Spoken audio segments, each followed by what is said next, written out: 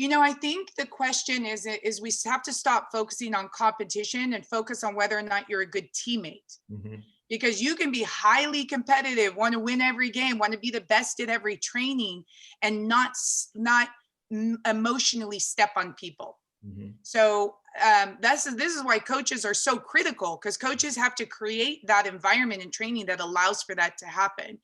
Mhm. One thing that I always tell the recruits that I have is that, do you often feel like you're the most competitive? Or the coach says, hey, we're going to have a fun training, but you're keeping track of score and everyone's complaining about you because, oh, it's supposed to be fun. And you're like 5-1, I'm still winning.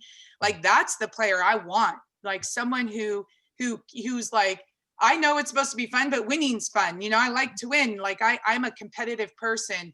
And I think I, uh, I think allowing that space to happen, that we have to be okay with people wanting to be the best again. Mhm. There is nothing wrong with someone wanting to be the best at something.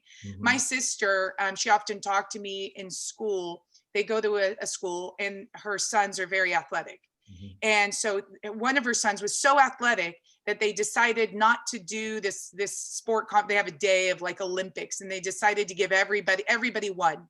Mhm. Well, her son, who excels in sports, but not so much in other areas. Now, what is his, where does he excel now? Because that was his thing. He was going to be first at everything because he's just an unbelievable athlete. But they took that away so everybody else would feel better, right?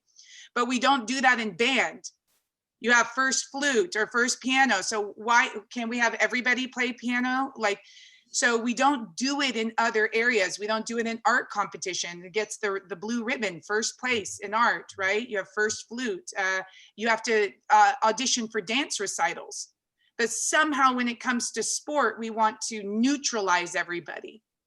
So I think in a lot of ways, it's like still wanting to be the best again physically, okay, and then focus on whether that person has good qualities of a teammate, and then define that. What are the qualities of a teammate Mhm. that you value? So, hey, I won and I knocked you over, but when it was the right time, not in the middle of the play, when it was the right time, I came over and checked on you.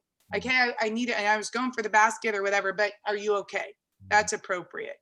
Or noticing someone, like having the after practice, they stomped off, hey, did you reach out to that person, just make sure they're okay. Mhm. So there's other ways to be a good teammate without neutralizing your own competitive cauldron.